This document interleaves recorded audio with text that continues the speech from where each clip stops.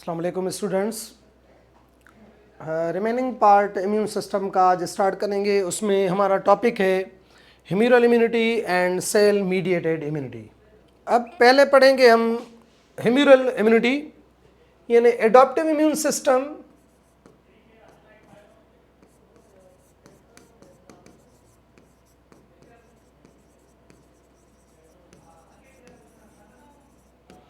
Adaptive immune system में दो part हैं, एक है humoral immunity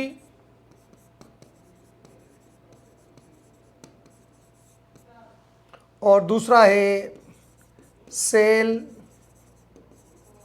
mediated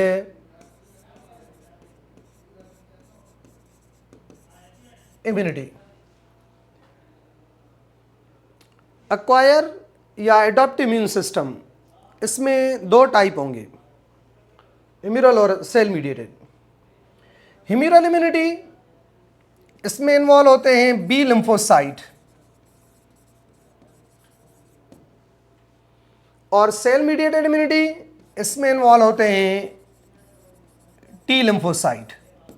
B lymphocyte, यहाँ पे टी लिम्फोसाइट। यहाँ पर इसमें ह्यूमरल इम्यूनिटी पहले पढ़ेंगे, उसके बाद पढ़ेंगे हम cell mediated immunity.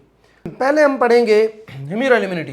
Humoral immunity, humoral word का मतलब है फ्लूइड, इसका मतलब है फ्लूइड। अब इसमें इन्वॉल्व होते हैं B lymphocyte. B lymphocyte involve होंगे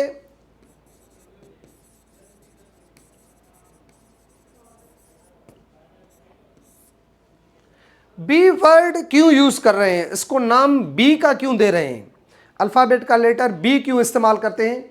क्योंकि इसमें बर्ड्स के अंदर, बर्ड्स के क्लोएका के अंदर एक ग्लैंडुलर लिम्फॉइड स्ट्रक्चर देखी गई थी, जिसे कह रहे थे bursa of Fabricius. Bursa of Fabricius, bursa of Fabricius किसमें था? Cloaca of birds, aves. Cloaca, birds के क्लोएका के अंदर एक लिम्फॉइड टिश्यू देखा गया था, जिसमें से प्रोडक्शन हो रही थी बी लिम्फोसाइट की। इस वजह से इसको नाम दिया गया था बी लिम्फोसाइट। वर्ड बी तभी इस्तेमाल करते हैं हम। अब इसमें जो बी लिम्फोसाइट है, बी लिम्फोसाइट कैसे वर्क करेगा और किस किस पे वर्क करेगा? ये वर्क करता है वायरस पे, ये वर्क करेगा बैक्टीरिया पे, ये वर्क करेगा टॉक्सिन्स पे, इन पे वर्क करेगा बी लिम्फोसाइट।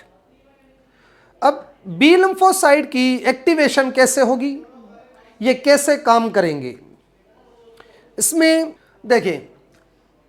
अब यहां पर क्या हो रहा है कि जो बी और टी लिम्फोसाइट की फॉर्मेशन होगी, डिफरेंशिएशन होगी, पैथोजन इंटर होगा, ये कैसे काम करेंगे, कैसे इंटरेक्शन हो रहा है? जब भी कोई पैथोजन बॉडी के अंदर इंटर होता है, इंटर हुआ तो आप लोगों को पता है फर्स्ट लाइन डिफेंस में इंटर होगा। अब यहां पर फिर सेकंड लाइन, अब सेकंड लाइन में मोनोसाइट कन्वर्ट होते हैं मैक्रोफेजेस में। तो इस जगह पे, यहां पे ये मैक्रोफेजेस, इसने क्या किया, इस माइक्रोब्स को फेगोस्टाइज किया। काम पहले पहले कौन करता है? मैक्रोफेजेस।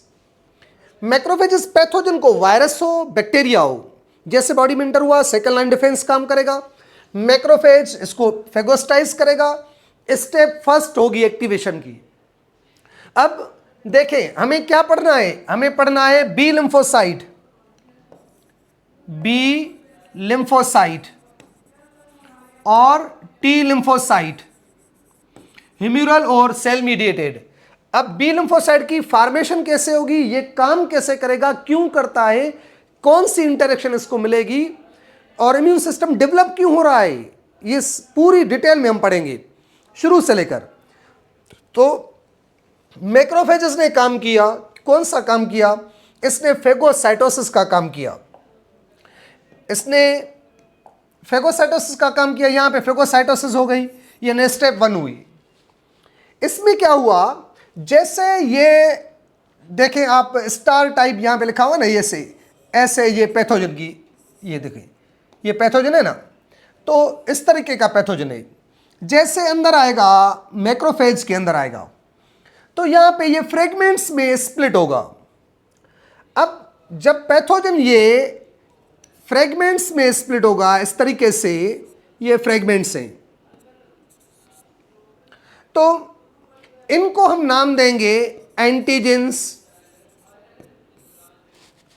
इसको नाम देंगे एंटीजन। एंटीजन के बारे में थोड़ा मैं बताता हूं बाद में, ठीक है।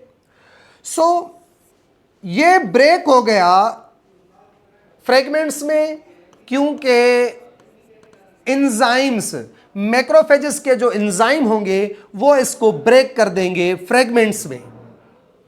अब फ्रेगमेंट्स हो गए। अब ये जो फ्रेगमेंट्स हैं इनके, ये नॉन सेल्फ कहलाएंगे। हमारी बॉडी का पार्ट तो नहीं है ना। एडॉप्टिव इम्यून सिस्टम सेल्फ और नॉन सेल्फ की बेसिस पे काम करता है, तो ये जो है ये कहलाएगा नॉन सेल्फ, ठीक है। अब क्या हो गया कि जब ये एंटीजेंस यानी नॉन सेल्फ बनेंगे तो क्या होगा, ये जो मैक्रोफेज है ये इसको अपनी बॉडी से निकाल के सरफेस पे रखेगा। इसको यहां से निकालेगा, ये यहां से निकला, यहां तक गया, ये देखिए यहां पर जाएगा, यानी इसको सरफेस पे प्रेजेंट करेगा, इसको अपने सरफेस पे प्रेजेंट। फॉर एग्जांपल ये मैक्रोफेज है और ये एंटीजन है, ये इसमें कन्वर्ट हो गए, ये आगे चलकर ये एंटीजन सरफेस पे आ जाएगा। ये क्या है, MSC2 है, ठीक है। अब ये जो फ्रेगमेंट्स हैं, ये वाले फ्रेगमेंट्स, ये आगे चलकर ये सरफेस पे आ जाएंगे। अब जैसे सरफेस पे आएंगे तो मैक्रोफेज क्या करेगा, मैक्रोफेज एंटीजन प्रेजेंट कर रहा है। इसके अलावा ये क्या करेगा, ये प्रोड्यूस करेगा साइटोकाइंस, स्टिमुलेटर प्रोड्यूस करेगा। वो स्टिमुलेटर कौन सा होगा, वो होगा इंटरल्यूकिन 1। इंटरल्यूकिन 1 क्या करेगा, ये स्टिमुलेट करेगा किसको, टी हेल्पर सेल को। पैथोजन ने, मैक्रोफेजेस नहीं, उसने मैक्रोफेज ने पैथोजन के फ्रेगमेंट्स बनाए, उसको सरफेस पे रखा, रखने के बाद प्रोड्यूस करेगा इंटरल्यूकिन। इंटरल्यूकिन का टाइप कौन सा, याद करना है, इंटरल्यूकिन 1। मैक्रोफेज जो टी हेल्पर को मैसेज देता है वो इंटरल्यूकिन 1 प्रोड्यूस करके मैसेज देता है, साइटोकाइन है ये। तो ये इंटरल्यूकिन 1 ये स्टिमुलेट करेगा टी हेल्पर सेल को, टी हेल्पर सेल्स। अब टी हेल्पर सेल क्या करेंगे, ये इस जो सरफेस पे एंटीजन है, दूसरी जगह पे होगा, जाहिर सी बात है। अगर ये मैक्रोफेज है, फॉर एग्जांपल ये मैक्रोफेज, इन्होंने साइटोकाइन प्रोड्यूस किए, साइटोकाइन प्रोड्यूस किए, तो यहां पे होगा टी हेल्पर। टी हेल्पर आएगा इसकी तरफ, ये इसकी तरफ आएगा, किसकी तरफ, मैक्रोफेज की तरफ। जब मैक्रोफेज की तरफ आएगा तो इसके ऊपर एंटीजन प्रेजेंटिंग है, एंटीजन प्रेजेंट है, तो ये आकर यहां पर देखें, ये अटैच हो जाएगा एपी के साथ, एंटीजन के साथ। ये टी सेल रिसेप्टर के जरिए इसके साथ अटैच होगा। मैंने आप लोगों को समझाया था, आप लोगों को याद है कि 2 को स्टिमुलेटर B7 भी होता है, TCR भी होता है, वो स्टिमुलेटर मैंने लास्ट लेक्चर में समझाया था आप लोगों को। तो टी सेल रिसेप्टर और एंटीजन MSC2 इसके साथ, MSC2 के साथ क्या अटैच होगा, इसका TCR अटैच होगा, दोनों कंबाइन हो जाएंगे। जैसे कंबाइन होंगे यानी बाइंडिंग साइट फॉर एंटीजन, ये बाइंडिंग साइट फॉर एंटीजन है और ये वाली टी सेल रिसेप्टर है। अब क्या होगा, यहां से ये टी हेल्पर प्रोड्यूस करेगा अब साइटोकाइन का टाइप इंटरल्यूकिन 2। मैक्रोफेज क्या प्रोड्यूस करता है? इंटरल्यूकिन 1। टी हेल्पर क्या प्रोड्यूस करता है? इंटरल्यूकिन 2। मोस्ट इंपॉर्टेंट पॉइंट्स हैं ये दोनों, एंट्री में आ सकती है। देखिए टेक्स्ट में लिखा हुआ है, फिगर में लिखा हुआ है, ये वाज़े तौर पे इन्होंने एक गलती की है। मेन चीज जो है ना, मतलब इम्यून सिस्टम में, वो इसकी डिस्क्रिप्शन है, वो जो एक्टिवेशन का काम है वो है, इन्होंने कुछ दिया ही नहीं, सिर्फ वो बी लिम्फोसाइट की डिफरेंशिएशन बता के जान छुड़ाई है इन्होंने। तो बहरहाल ये इसकी डिस्क्रिप्शन होनी चाहिए थी। ये मैं आप लोगों को नोट्स में दूंगा, नोट्स जो प्रोवाइड करेंगे ना हम, उसमें ये पूरा का पूरा प्रोसेस डिटेल में मैंने लिख दिया है। अब यहां पर मैक्रोफेजेस जब एंटीजन प्रेजेंट करेंगे तो इंटरल्यूकिन प्रोड्यूस करेंगे, और जब इनके साथ फ्यूजन होगी, ये दोनों फ्यूज होंगे तो टी हेल्पर एक्टिवेट होंगे। तो टी हेल्पर एक्टिवेट होने के बाद ये क्या प्रोड्यूस करेंगे? इंटरल्यूकिन 2। ठीक है, इंटरल्यूकिन 2 क्या काम करेगा? इंटरल्यूकिन 2 डिफरेंशिएशन कराएगा 3 टाइप की। कौन सी? एक डिफरेंशिएशन होगी जिसमें बनेंगे बी लिम्फोसाइट, दूसरी होगी जिसमें बनेंगे टी लिम्फोसाइट, तीसरी ये क्या करेंगे?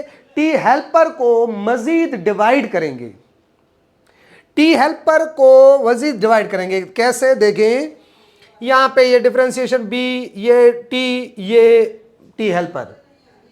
अच्छा, एमसीक्यू सीक्वेंस के हिसाब से यहां से आ सकता है कि इसकी इवेंट्स की सीक्वेंस देखा जाए तो मतलब काफ़ी स्टूडेंट्स ये कहते हैं कि भाई यहाँ पे एमसीक्यू आ ही नहीं सकता, अगर एमसीक्यू आ जाए तो कहते हैं आउट ऑफ सिलेबस है। तो ऐसा नहीं होता। देखें यहाँ पे आप लोगों ने नोट किया होगा कि यहाँ पे लिखा हुआ है प्रोसेस 1, ये वाला 1 प्रोसेस, ये 2 प्रोसेस, ये 3 प्रोसेस, और ये 4, ये 5, ये 6, ये 7। कितनी स्टेजेस होंगी? 7 स्टेजेस होंगी। अब मैं ये डिटेल में समझाता हूं 7 की 7। अब 6 और टी और बी लिम्फोसाइट की डिवीजन हो गई। अब बी लिम्फोसाइट किस में इन्वॉल्व होंगे? ह्यूमरल में, और ये किस में इन्वॉल्व होंगे? सेल मीडिएटेड में। अब सीक्वेंस में स्टेप वाइज देखें, आप लोगों को समझ में आ गया होगा। देखें पहली स्टेप में क्या हो रहा है? मैक्रोफेजेस ने जैसे ही पैथोजन को फेगोस्टाइज किया, बॉडी के अंदर आया पैथोजन, मैंने आप लोगों को समझाया कि ये मैक्रोफेज, इन्होंने इस पैथोजन को अंदर फेगोस्टाइज किया, फेगोस्टाइज करके किस में ब्रेक किया? फ्रेगमेंट्स में। इस फ्रेगमेंट्स को लेकर किस पे ऐड किया? MSC2 पे। जब करने के बाद ये प्रोड्यूस करेगा क्या? इंटरल्यूकिन 1। इंटरल्यूकिन 1 ने क्या किया? टी हेल्पर, TH सेल को एक्टिवेट किया। टी सेल एक्टिवेट होगा तो इसमें 20 जो इसका रिसेप्टर होगा TCR, वो फ्यूज होगा किसके साथ? MSC1 के साथ, ये कंबाइन हो जाएंगे। अब जब ये एक्टिवेट हो जाएगा, B7 भी होगा, जो प्रोसेस मैंने समझाया था, यहाँ पे जो B7 था वो CD28 के साथ कंबाइन होगा। तो टी हेल्पर क्या करेगा? टी हेल्पर प्रोड्यूस करेगा इंटरल्यूकिन 2। इंटरल्यूकिन 2 क्या करेगा? एक तो टी हेल्पर को डिवाइड करेगा, दूसरा क्या करेगा? दूसरा ये बी लिम्फोसाइट और टी लिम्फोसाइट की डिफरेंशिएशन करवाएगा। आगे समझ में बात? क्लियर हो गया? अब देखें, अब फिगर पे आते हैं हम कि यहां पर माइक्रोब्स आया और ये फ्रेगमेंट्स में स्प्लिट हुआ। फ्रेगमेंट्स इन्होंने क्या किया? फ्रेगमेंट्स हो गए। फ्रेगमेंट्स के बाद पहला प्रोसेस, यानी पहले में फ्रेगमेंट्स हो रहे हैं, ये फ्रेगमेंट्स में स्प्लिट हुआ। सेकंड में fragments move inside to outside of the cell, inside to outside the cell, यानी यहां पे इनसाइड टू आउटसाइड, इनसाइड से आउटसाइड जाएगा। ठीक है, तो यहां से देखें सेकंड प्रोसेस में ये वाला फ्रेगमेंट देखें आप लोग, ये वाला फ्रेगमेंट वो नजर आ रहा है ये। ठीक है, अब ये रिसेप्टर के साथ मैच होगा, वो इसको लेकर जाएगा बाहर।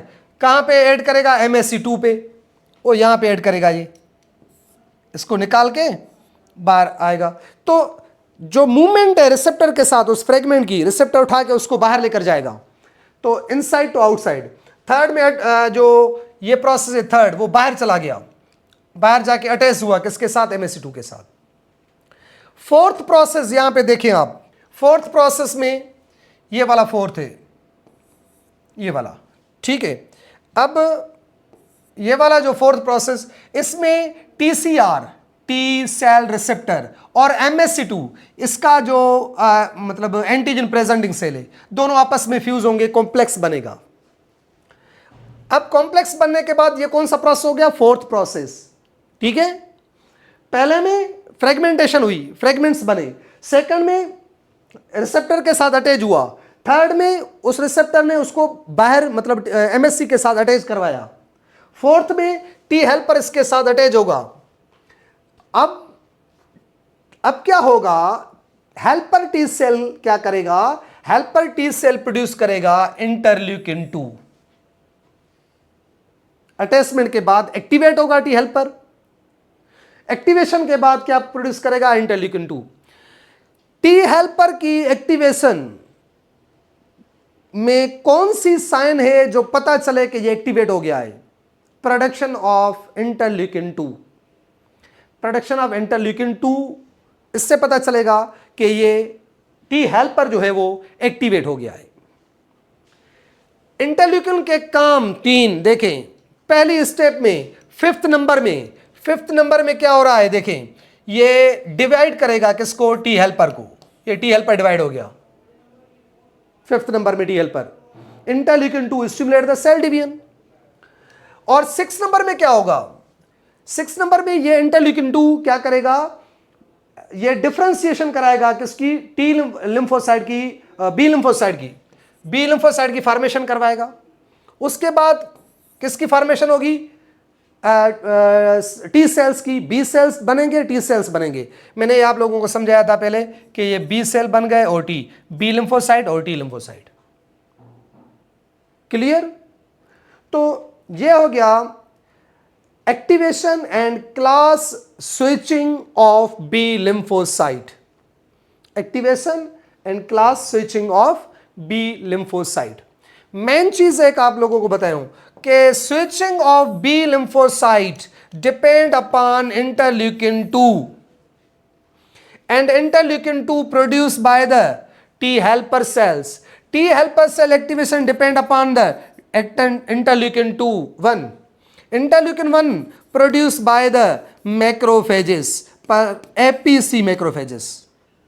एक मैक्रोफेजेस होता है विदाउट एपीसी, एक होता है विद एपीसी। एपीसी का मतलब है एंटीजन प्रेजेंटिंग सेल। उसके पास, मैक्रोफेज के पास अगर एंटीजन हो तो उसे हम कहते हैं क्या, एपीसी मैक्रोफेज। अगर एंटीजन नहीं होगा तो विदाउट एपीसी मैक्रोफेज होगा। तो ये हो गई बी लिम्फोसाइट और टी लिम्फोसाइट की फॉर्मेशन, एक्टिवेशन कैसे होती है। अब ये तो पता चल गया कि ह्यूमरल इम्यूनिटी एक्टिवेट हो गई। सेकंड लाइन डिफेंस ने हेल्प की थर्ड लाइन डिफेंस को कि ये कोई भी पैथोजन बॉडी के अंदर आ गया है। अब क्या होगा, अब इसमें जो बी लिम्फोसाइट और टी लिम्फोसाइट है, ह्यूमरल इम्यूनिटी, इसमें बी लिम्फोसाइट एक्टिवेशन हो गई। अब जैसे बी लिम्फोसाइट डिफरेंशिएट हो गए उस पैथोजन के अगेंस्ट, ये मैक्रोफेज में यहाँ पे ये पैथोजन आ गया। इन्होंने, मैक्रोफेज ने इंटरल्यूकिन 2 प्रोड्यूस करके बी लिम्फोसाइट की फॉर्मेशन करवाई। बी लिम्फोसाइट अब डिवाइड हो जाएगा, डिफरेंशिएट हो जाएगा। डिवाइड और डिफरेंशिएशन में फर्क क्या है? डिफरेंशिएशन का मतलब है कि एक टाइप का सेल मुख्तलिफ टाइप के सेल में कन्वर्ट हो जाए। Single type of cell change into variety of other type of cells is called differentiation. Differentiation एक टाइप का डिफरेंट टाइप में कन्वर्ट हो जाता है और ये डिवीजन का टाइप है। डिवीजन सिंपली डिवाइड हो जाता है, एक सेल्स दो में सेम भी हो सकते हैं, डिफरेंट भी हो सकते हैं, ठीक है। तो डिवीजन का टाइप एक डिफरेंशिएशन जिसमें क्या होगा, मुख्तलिफ टाइप के सेल्स बनेंगे। अब बी लिम्फोसाइट ये कन्वर्ट हो जाएगा इस पैथोजन के अगेंस्ट, इस पैथोजन के अगेंस्ट ये कन्वर्ट हो जाएगा। किसके अंदर कन्वर्ट हो गया? ये कन्वर्ट हो जाएगा plasma cell and memory cell. Plasma और मेमोरी सेल में कन्वर्ट हो जाएगा बी लिम्फोसाइट। प्लाज्मा सेल क्या करेंगे, ये प्रोड्यूस करेंगे एंटीबॉडीज। एंटीबॉडीज किसके अगेंस्ट? इस एंटीजन के अगेंस्ट। अब ये जो एंटीजन है और एंटीबॉडी ये कॉम्प्लेक्स बनाएंगे, तो ये एंटीबॉडी और एंटीबॉडी के बाद यहां पे ये एंटीजन, तो ये बन गया antigen antibody complex. Antigen antibody complex, और उसके बाद कॉम्प्लेक्स बनने के बाद ये एंटीजन खत्म हो जाएगा, यानी एंटीबॉडी उस एंटीजन को क्या कर देगा? खत्म कर देगा। डायरेक्टली जो ह्यूमरल इम्यूनिटी है, डायरेक्टली सेल उस पैथोजन को किल करने में पार्टिसिपेट नहीं कर रहा, पर वो क्या कर रहा है? B lymphocyte plasma cell, B lymphocyte memory cell produce कर रहा है। यानी यहां पे ये बीपी और बीएम इसकी प्रोडक्शन कर रहा है। प्लाज्मा सेल फिर प्रोड्यूस कर रहा है एंटीबॉडी, तो डायरेक्टली बी लिम्फोसाइट इन्वॉल्व नहीं हुआ। एंटीबॉडी किल कर रहा है पैथोजन को, तभी इस वजह से इसको हम कहते हैं antibody mediated immunity. Antibody mediated immunity, सही है। इसको हम लिखते हैं AMI। ओके, अब मेमोरी सेल्स, मेमोरी सेल्स इनका काम क्या है? ये फ्यूचर में इन्होंने क्या किया, ये जो पैथोजन आया था, ये वाला, ये पैथोजन, ये वाला पैथोजन है, इस पैथोजन को मेमोराइज कर देगा, ये जहन में फिट कर लेगा। इन फ्यूचर अगर ये पैथोजन बॉडी के अंदर इंटर हुआ, यहां पर अगर ये पैथोजन इंटर होगा, तो मेमोरी सेल्स क्या करेंगे? मेमोरी सेल्स इनको किल करने का काम करेंगे। यानी ये पूरी एक्टिवेशन नहीं होगी, पूरी डिफरेंशिएशन नहीं होगी, इतना टाइम बच जाएगा और मेमोरी सेल फौरन उसको खत्म करने का काम करेंगे। तो इस तरीके से फ्यूचर इम्यूनिटी में, future immunity but same type of immunity, future immunity में रैपिड रेस्पॉन्स के लिए ये मेमोरी सेल्स काम करेंगे। बहुत अच्छी प्रॉपर्टी है एक ह्यूमरल इम्यूनिटी की, कि अगर हमारी बॉडी में डिजीज होती है तो हमारा इम्यून सिस्टम और ज़्यादा स्ट्रांग होगा। जितनी पैथोजन की एंट्री बॉडी के अंदर होती जाएगी, उतना हमारा इम्यून सिस्टम स्ट्रांग होता जाएगा। ठीक है, क्योंकि मेमोरी सेल्स डेवलप हो रहे हैं और मेमोरी सेल्स फ्यूचर में ये काम आते हैं, ये वाले सेल्स फ्यूचर में काम आएंगे। तो ये ह्यूमरल इम्यूनिटी हो गई, यानी एंटीबॉडी मीडिएटेड इम्यूनिटी। अच्छा, एंटीबॉडी मीडिएटेड इम्यूनिटी में देखें, यहां पे वर्ड यूज हो रहे हैं। एक यूज हो रहा है कि एंटीजन और दूसरा यूज हो रहा है एंटीबॉडी, दो वर्ड यूज हो रहे हैं। तो एंटीजन और एंटीबॉडी क्या होगी?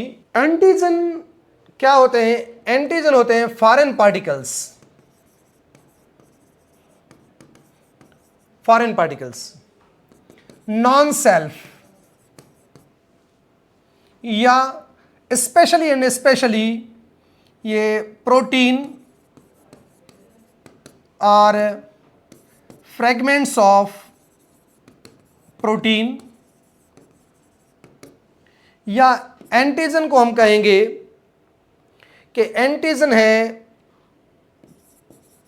पेप्टाइड फ्रेगमेंट्स, यानी प्रोटीन के भी पार्ट्स, प्रोटीन के भी पार्ट्स। फॉर एग्जांपल कैसे कि यहां पर मिसाल के तौर पे ये बैक्टीरिया है, इसमें प्रोटीन्स होंगी, उसकी शेप्स होंगी। फॉर एग्जांपल ये शेप है इसकी, ये शेप होगी, ये शेप है, ये इसके फ्रेगमेंट्स है। मिसाल के तौर पे ये पाइलिन प्रोटीन है, ये मिसाल के तौर पे फ्लैजिलिन है, ठीक है। तो ये मिसाल के तौर पे ग्लाइको पेप्टिडो ग्लाइकान है, पेप्टिडो ग्लाइकॉन। तो ये अगर कोई भी मैक्रोफेज होगा या बी लिम्फोसाइट होगा तो वो क्या करेगा, इनको फ्रेगमेंट्स में स्प्लिट करेगा ना, इनको फ्रेगमेंट्स में स्प्लिट करेगा। तो वो फ्रेगमेंट्स क्या होंगे, पेप्टाइड फ्रेगमेंट्स होंगे या फ्रेगमेंट्स ऑफ प्रोटीन होंगे। अब इनके साथ ये जो चीज़ें हैं, ये वाली जो शेप्स हैं, इन शेप्स को हम कहेंगे एपीटॉप्स। ये जो ग्रूव्स हैं, जैसे की लॉक मॉडल होता है, बैक्टीरिया खुद फॉरेन पार्टिकल है, वो फ्रेगमेंट्स में अगर मैक्रोफेज के अंदर जाएगा, मैक्रोफेज के जैसे अंदर गया तो मैक्रोफेज तो उसको खत्म करेगा ना, फ्रेगमेंट्स में स्प्लिट करेगा ना, तो उनके पार्ट्स बचेंगे। कौन से पार्ट, फ्लैजिलिन वाला पार्ट बचा, सेल वॉल के कुछ पार्ट बचे, कुछ पाइलिन प्रोटीन के पार्ट बचे, इन सबको हम नाम देंगे एंटीजेंस। ये जो फ्रेगमेंट्स हैं वो एंटीजेंस हैं, वो नॉन सेल्फ है। एंटीजन असल में ये चीज होती है। पूरे का पूरा बैक्टीरिया भी एंटीजन है, अगर उनके फ्रेगमेंट्स में स्प्लिट करें तब भी वो भी एंटीजन है।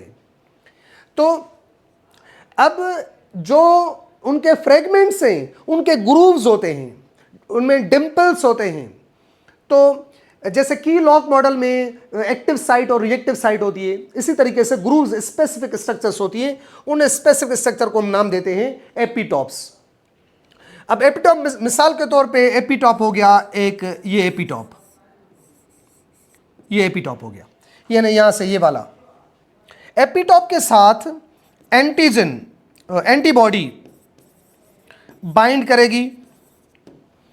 एंटीबॉडी कैसे बाइंड करेगी ये आप लोगों को समझ में आ गया होगा। एंटीबॉडी स्ट्रक्चर होगी अब एंटीबॉडी की,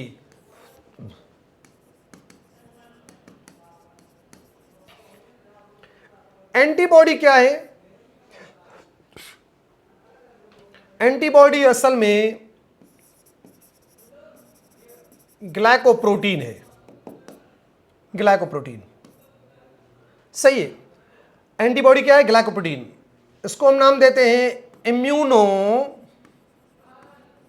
ग्लोब्यूलिन, इसे कहेंगे इम्यूनोग्लोबुलिन। इम्यूनोग्लोबुलिन को शो करते हैं हम IG से। अब इसकी स्ट्रक्चर, इसमें 4 पॉलीपेप्टाइड्स होंगी, एक ये लाइट चेन, ये भी लाइट चेन, और ये दोनों जो है ग्रीन कलर वाली ये हेवी चेन, ये भी हेवी चेन। तो ये लाइट और ये हेवी, ये लाइट और हेवी, ये दोनों आपस में मिलके यहां पे ये बनाएंगे एक स्ट्रक्चर, एक ग्रुप बनाएंगे। इसे हम कहेंगे पैराटॉप। ये स्ट्रक्चर किसकी है, एंटीबॉडी की। इसमें कितनी पॉलीपेप्टाइड हैं, 4। ये लाइट चेन और ये वाली heavy chain, light chain, heavy chain,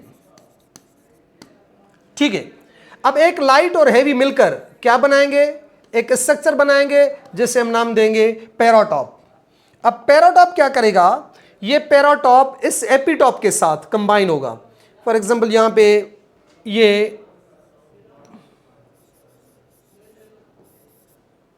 है एपीटॉप, ये एपीटॉप पैराटॉप के साथ कंबाइन होगा तो एंटीजन एंटीबॉडी कॉम्प्लेक्स बनेगा। जो एंटीबॉडीज हैं वो बिलियंस में, मिलियंस में एंटीबॉडीज होती हैं। अब हर एक पैथोजन के एंटीजन के लिए अलग अलग एंटीबॉडी प्रोड्यूस होता है। इस वजह से ह्यूमन टू ह्यूमन ये चेंज होता है। हर किसी में सबके सब एंटीबॉडी नहीं होते, कुछ में अलग टाइप के होंगे, कुछ में अलग टाइप के होंगे। तो ह्यूमरल इम्यूनिटी या एडॉप्टिव इम्यूनिटी हर किसी में अलग अलग होता है। पर स्ट्रिक्ट सेंस में कहें कि इम्यून सिस्टम में कौन सा ऐसा सिस्टम है जो हर किसी में अलग अलग होता है, तो वो ह्यूमरल कहते हैं, क्योंकि उसमें एंटीबॉडीज होती हैं, वो मिलियंस में होती हैं, वो हर किसी के लिए अलग अलग होती हैं। चलें, अब एंटीजन एंटीबॉडी कॉम्प्लेक्स का मतलब हुआ एपीटॉप और paratope. Epitope of antigen attach with the paratope of antibody, ये हो गए एंटीबॉडी। अब एंटीबॉडीज के टाइप्स हैं। एंटीबॉडीज के टाइप हम एक वर्ड यूज करेंगे, गेम्ड। गेम्ड वर्ड है, तो गेम्ड के हिसाब से याद करने के लिए ये मैंने वर्ड लिखा है गेम्ड। तो ये immunoglobulin G, immunoglobulin A, immunoglobulin M, immunoglobulin E, immunoglobulin D. तो ये इम्यूनोग्लोबुलिन गामा, ये इम्यूनोग्लोबुलिन अल्फा, ये इम्यूनोग्लोबुलिन म्यू, ये इम्यूनोग्लोबुलिन एप्सिलॉन, ये इम्यूनोग्लोबुलिन डेल्टा। ये टाइप से एंटीबॉडीज के, gamma, alpha, mu, epsilon, delta. GAMED word याद करेंगे आप तो एंटीबॉडीज के टाइप सारे याद हो जाएंगे आप लोगों को, ठीक है। गेम्ड वर्ड याद करेंगे आप। अब देखें यहां पे इम्यूनोग्लोबुलिन जी, ये मोस्ट अबंडेंट, ये मोस्ट अबंडेंट जो एंटीबॉडी है वो इम्यूनोग्लोबुलिन जी। और स्मॉलेस्ट एंटीबॉडी कौन सी होगी, वो भी इम्यूनोग्लोबुलिन जी। कहां पे प्रेजेंट होगी, ब्लड में प्रेजेंट होगी और एक्स्ट्रा सेलुलर फ्लूइड में। ये क्या काम करती है, लॉन्ग टर्म मेमोरी में इन्वॉल्व होती है। और इम्यूनोग्लोबुलिन ए अल्फा, ये किस में प्रेजेंट होगी, ये प्रेजेंट होगी सलेवा में, टीयर में, ब्रेस्ट मिल्क में। यानी न्यूबॉर्न बेबी जो मदर उसको फीड करती है, फर्स्ट 3 डेज का जो मिल्क प्रोड्यूस होता है मेमोरी ग्लैंड से, मदर से, कोलोस्ट्रम मिल्क, वो कोलोस्ट्रम मिल्क बेबी में जब बेबी फीड करेगा तो उसकी एक गट की प्रोडक्शन करवाएगा। बेबी में जब वो फूड मिल्क जाएगा तो उसमें कौन सा प्रेजेंट होगा, एंटीबॉडी इम्यूनोग्लोबुलिन ए। तो वो क्या करेगा, गट की प्रोडक्शन करवाएगा। ये मैं एक्टिव और पैसिव इम्यूनिटी में समझाऊंगा डिटेल में। तो इम्यूनोग्लोबुलिन एम, इसे म्यू कहते हैं, ये प्राइमरी रेस्पॉन्स। जब भी फर्स्ट टाइम पैथोजन अटैक करेगा ना, उसमें जो एंटीबॉडी किल करने का काम करते हैं वो कौन से होंगे, इम्यूनोग्लोबुलिन जी। पहली बार कोई भी पैथोजन आया, न्यू पैथोजन, तो एंटीबॉडी कौन सी प्रोड्यूस होती है, फर्स्ट टाइम जो प्रोड्यूस होती है इम्यूनोग्लोबुलिन एम, जिस वजह से कहते हैं प्राइमरी रेस्पॉन्स, और ब्लड में होगी ये। एलर्जी में जो एंटीबॉडी प्रोड्यूस होती है इम्यूनोग्लोबुलिन ई, और जो जर्नल होती है वो कौन सी होगी, इम्यूनोग्लोबुलिन डेल्टा यानी डी। एलर्जी वाली जो एंटीबॉडी है वो लार्जेस्ट एंटीबॉडी कहलाती है। लार्जेस्ट एंटीबॉडी होगी इम्यूनोग्लोबुलिन ई और स्मॉलेस्ट होगी इम्यूनोग्लोबुलिन जी। तो ये एंटीबॉडी हो गई।